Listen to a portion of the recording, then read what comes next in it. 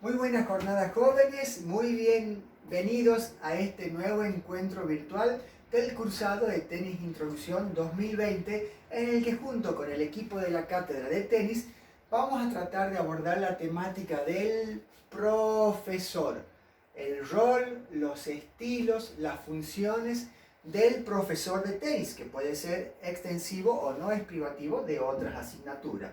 La bibliografía de consulta o de apoyo está sosteniéndose en el manual de la ITF, en el manual de entrenadores, ¿sí?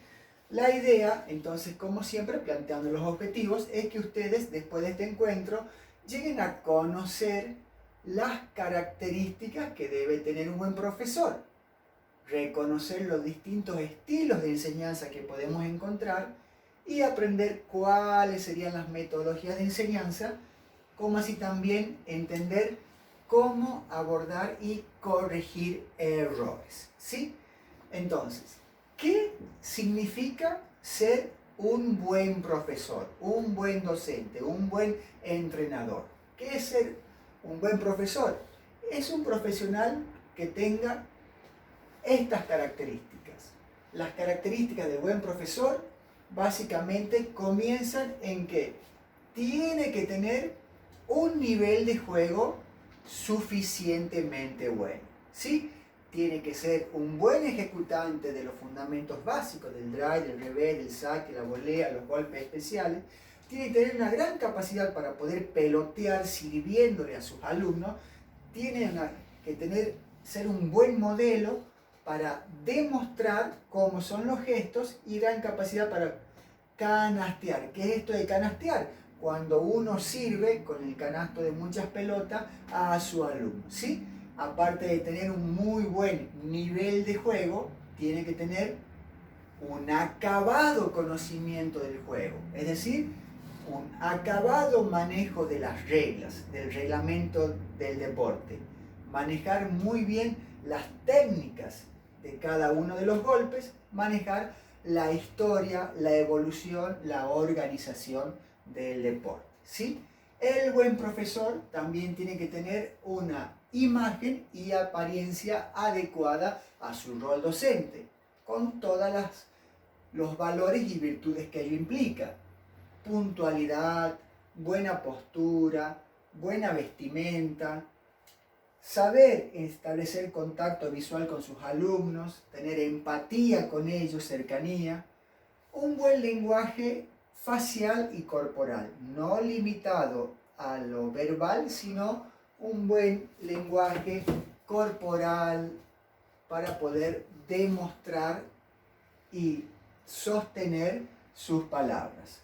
El buen profesor también tiene que tener conocimientos básicos de las ciencias sobre las que se fundamenta el deporte, como las que están manejando ustedes, y en la carrera se van formando con la fundamentación de fisiología, de biomecánica, de psicología, de aprendizaje motor, de medicina deportiva, de nutrición, y así como tiene que tener conocimientos básicos sobre las ciencias que fundamentan el deporte, también tiene que tener muchos conocimientos de la metodología básica de la enseñanza del deporte. Formas en que aprende un niño, en que aprende un adulto, de acuerdo a sus características, necesidades e intereses, cómo hacer una buena estimulación pedagógica y didáctica acorde a cada alumno que tengamos, ¿sí?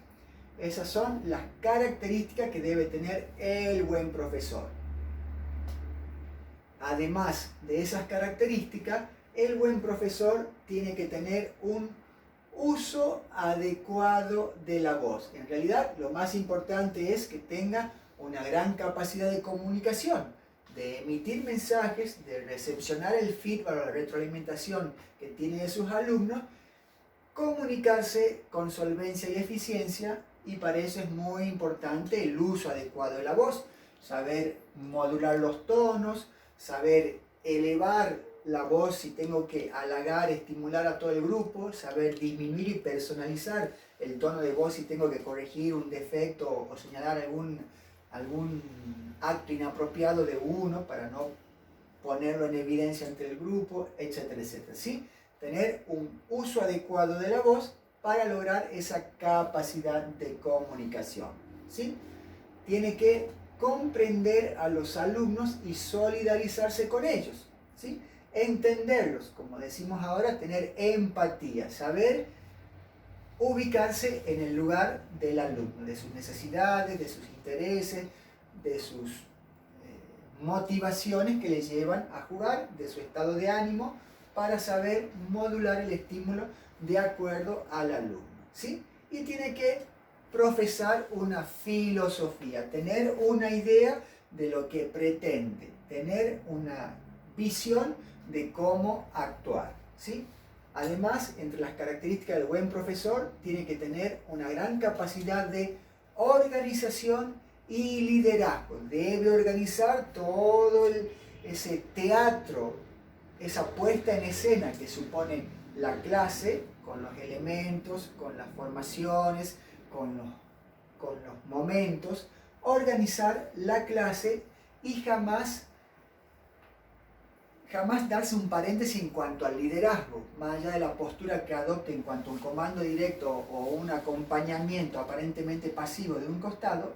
El docente tiene que liderar, conducir la clase de tenis, ¿sí? Y saber mantener en todo momento la disciplina, no entendiendo la disciplina como una ascendencia autoritaria de silencios, quietudes o climas muy restrictos, sino generar el ambiente de orden en el que los alumnos puedan desarrollar sus actividades y aprender, ¿sí? Esas son las características del buen profesor. La mayoría de los profesores, cuando desarrollan sus actividades, suelen adoptar algunos modelos de profesores o de estilos de enseñanzas. Nosotros vamos a mencionar muy sintéticamente, a riesgo de ser reduccionista, pero con el objeto de darle claridad, vamos a diferenciar tres modelos, tres estilos de enseñanza que no siempre se dan en forma pura. A veces en nuestra actividad profesional mezclamos unos que otros, y para ese reduccionismo didáctico que nos propone la ITF, vamos a analizar los estilos de enseñanza que caracterizamos como sumiso, autoritario y cooperativo, ¿sí? ¿Cuáles son las características del profesor autoritario? El profesor autoritario es el que toma todas las decisiones. Todas las decisiones las toma el entrenador, el profesor. Y el alumno se tiene que limitar a escuchar, a obedecer, a repetir, a reproducir los estímulos que le da el profesor, que tiene el conocimiento, tiene el saber, tiene la habilidad de una manera unidireccional, ascendente, de arriba hacia abajo, ¿sí? ¿Por qué?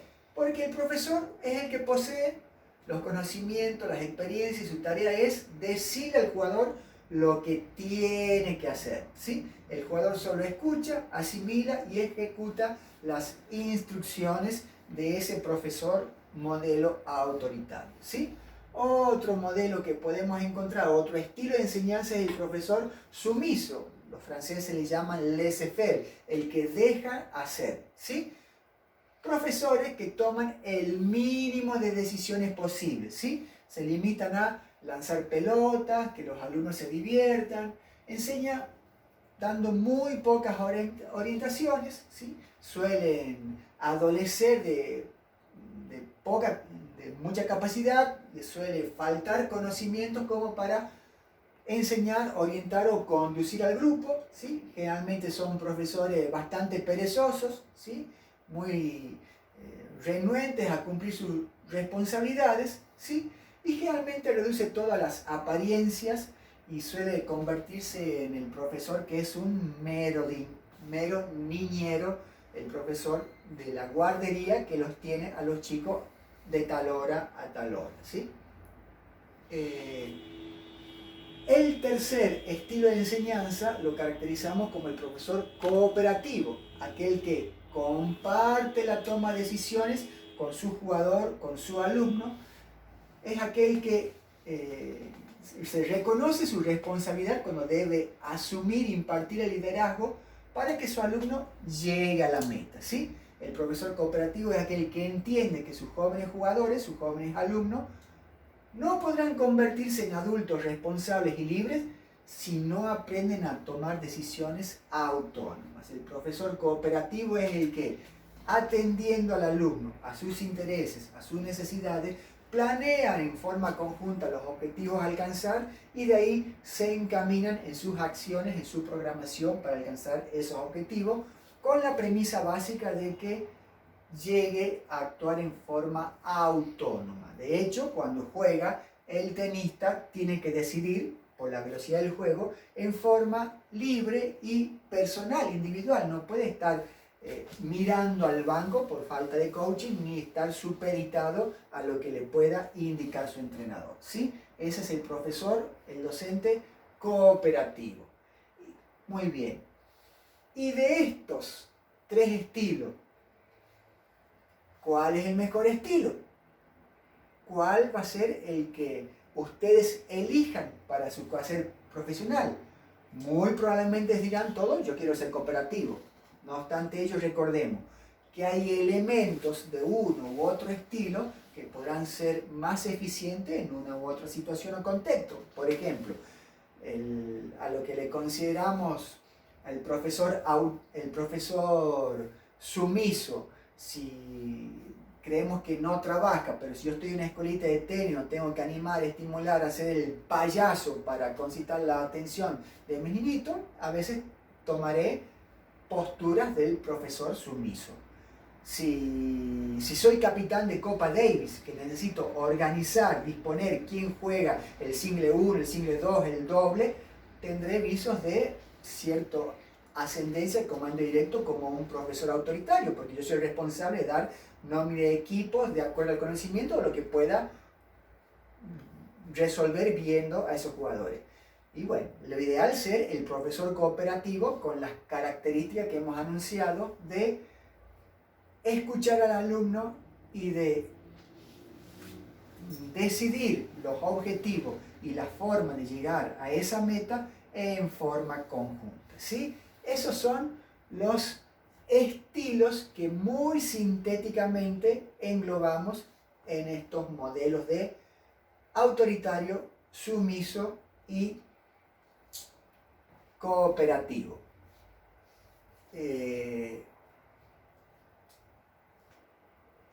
Esperando haber sido claro con las características que debe tener el buen profesor y los estilos de enseñanza, le enviamos los saludos con todos los integrantes de la cátedra, con la compañera profesora Daniela Ruiz, la profesora María Laura Martínez Belrueso, el profesor Facundo Aparicio y el profesor Daniel Barros, deseándole muy buen tenis para todos.